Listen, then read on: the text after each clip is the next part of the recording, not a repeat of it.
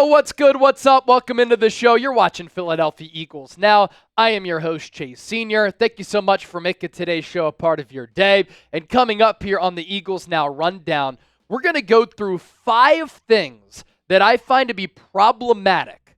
And what annoys me is that these things continue to happen for the Philadelphia Eagles. And really, it dates back to when Philadelphia started 10-1, and then they lost 6 of 7 to round out last year. And when these trends continue to repeat themselves, that gets me fired up. And at some point, it becomes an issue for this football organization. So stay tuned for all of that. I think you're going to enjoy today's show because I'm irked, I'm annoyed, and I'm fired up. Before we begin, programming reminder. Be sure to join us on Sunday for our Eagles-Saints watch party, one of the top games on the NFL Week 3 slate. Will be live starting at noon Eastern with an hour pregame show, 9 a.m. Pacific. It's the best place to experience an Eagles game day outside of being at the actual game. So don't forget to hit that subscribe button as we make our pursuit to 100,000 subscribers. How do these things keep happening? 5 things that I'm going to mention here on the show, as I alluded to. At number 1, how does the Philadelphia Eagles defense continue to stink? You think about the proud, rich history of this organization. Buddy Ryan, Reggie White, Seth Joyner, Jerome Brown, Eric Allen, Brian Dawkins, Jim Johnson, Javon Curse, Jeremiah Trotter, Malcolm Jenkins. This is an organization that takes pride in defense, that has a proud defensive history. Yet, last year was one of the worst defensive teams I have ever seen in my existence of watching football. And this year, this Eagles defense has been a joke. It's been an embarrassment so far. And who do we point to? The man that builds this roster. For as much good as Howie Roseman has done as a general manager for the Philadelphia Eagles, he has struggled to build up this defense, and his fingerprints are all over this defense.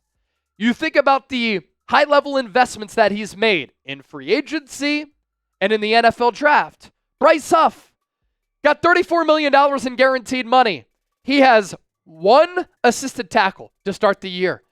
Jordan Davis, 6'6", 340. At this point, he's just a big body who hasn't done anything his first couple of years in the NFL. Jalen Carter, the flashes are there.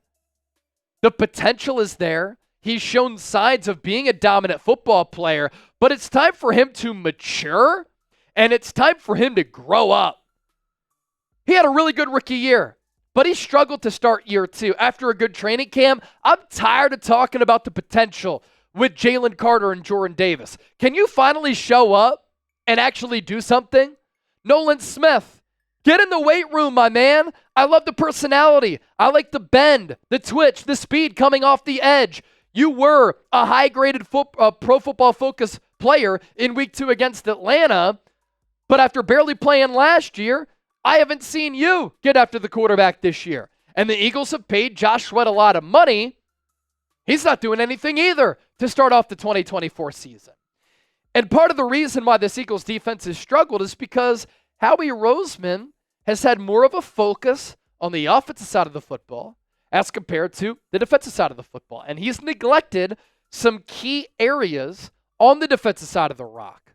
Among 32 teams in the NFL, the Eagles' defensive spending, 26th in the league. Along the defensive line, the spending, 17th in the league. At linebacker, Howie Roseman, for whatever reason, continues to ignore the linebacker spot. 28th in positional spending. He's gone the cheap route with Zack Baun, Devin White, and Nakobe Dean. How do you do that when you see a player who's so special like Fred Warner, who's an incredible player, best linebacker of this generation, who makes highly impactful plays time and time again? At cornerback, Howie does invest at corner, but Darius Slay got crossed up like an old school Allen Iverson crossover by Drake London. It's unacceptable. He apologized on Twitter, but the game was already decided by that point. And at the safety spot, the Eagles are 30th in positional spending among 32 teams at just $6+ million. Sometimes this is in business. This is in the sports. This is in life. you get what you pay for. And right now, the Eagles are getting what they paid for. Last year was so hard to watch. The Eagles were bad to historic proportions on the defensive side of the ball. Part of that was play calling. Part of that was coaching. Part of that was scheme. I didn't think that last year could happen, but it's still not fixed.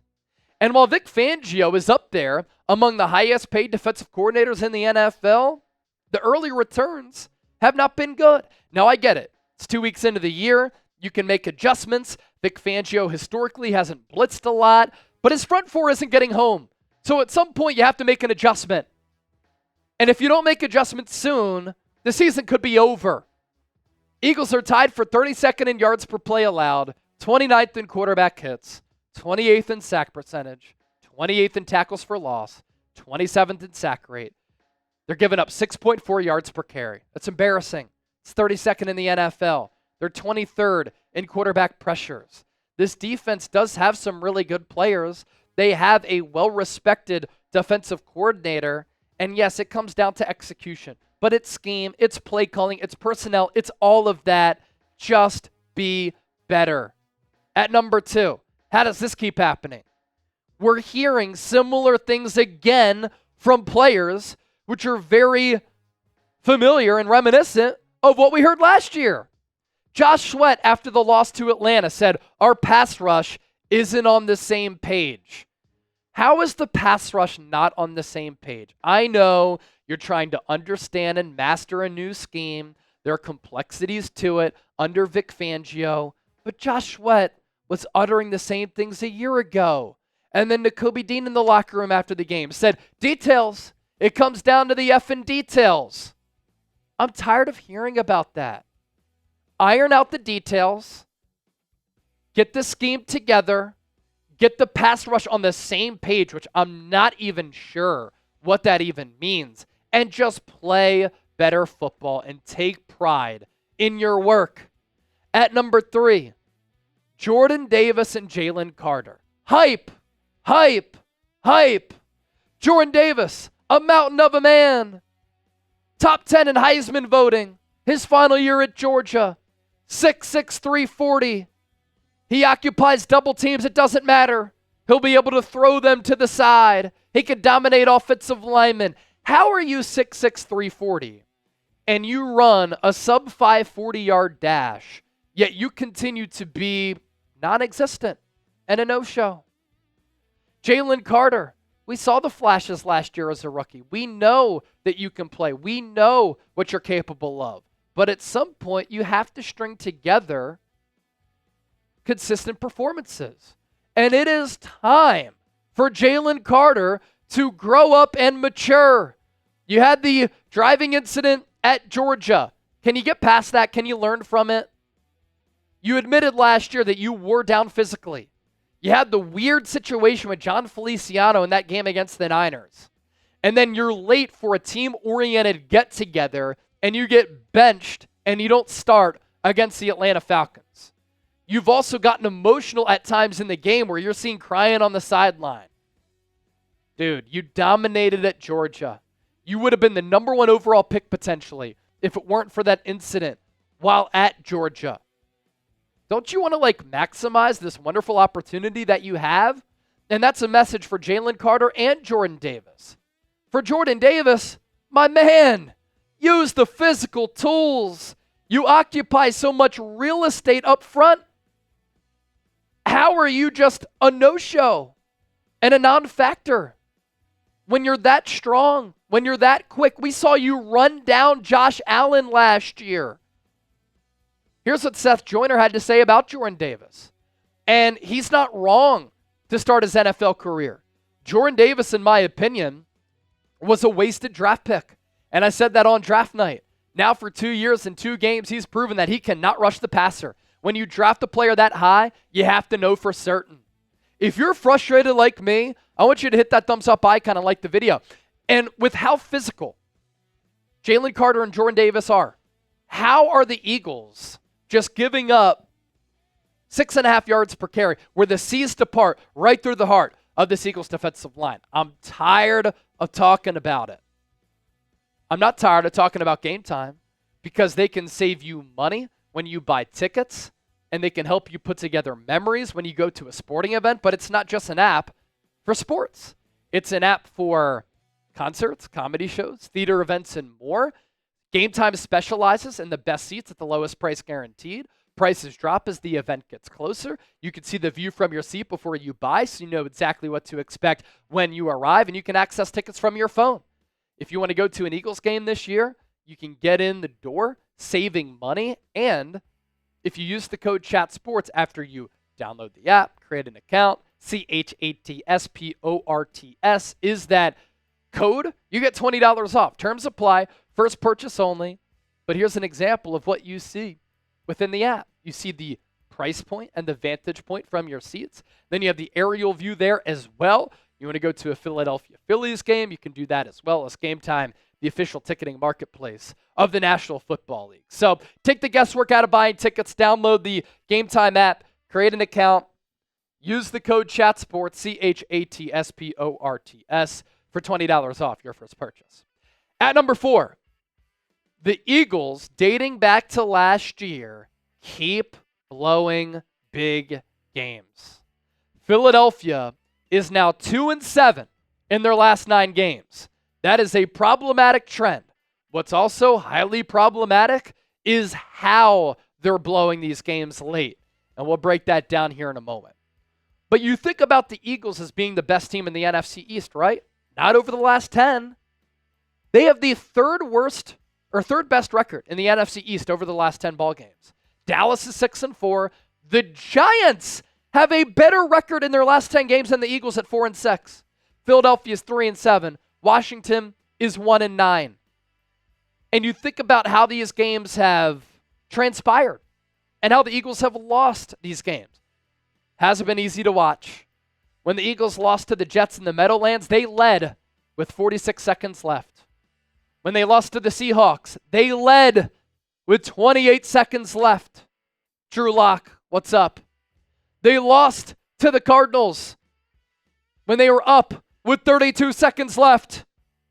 And they lost to the Atlanta Falcons when they had a lead with 38 seconds left. 4 of the last 7 losses that the Eagles have suffered, they have led with under 2 minutes left. That did not happen in their previous 144 games. It's hard being an Eagles fan. It's never easy, but that's unacceptable. And then at number 5, the Jaylen Herz turnover issues. This is a good quarterback in this league. He's very dynamic. He's one of the better dual threat quarterbacks in the NFL. His deep ball is beautiful. Against Atlanta, we saw him run with juice. He had some acceleration. In his first 2 games of the year, he's made some special throws. The wheel route to Saquon, the 67-yarder, perfectly dropped to A.J. Brown. He ripped that throw to Devontae Smith in between 3 Falcons defenders. But the turnovers have really undone him and the offense. And we talk about that stretch of the Eagles blowing games. Jaylen Herz has been a part of that. In the NFL, when you lose a turnover battle, you lose nearly 80% of your games over the last several years. And since the Bills game, Hertz is 2-7. He's completing under 64% of his passes, less than 1,900 yards, 9 touchdowns, 8 picks. Yards per carry is down to 4.5. He has 5 rushing touchdowns, 2 lost fumbles. So in his last 9 games, he's thrown for 14 touchdowns, but he has 11 total turnovers. That is not winning football, and it's not sustainable football. Let me know what you thought about this segment. Let me know what you think about the show. Say what's up. Give me a follow on social media at Chase_Senior on X and on Instagram.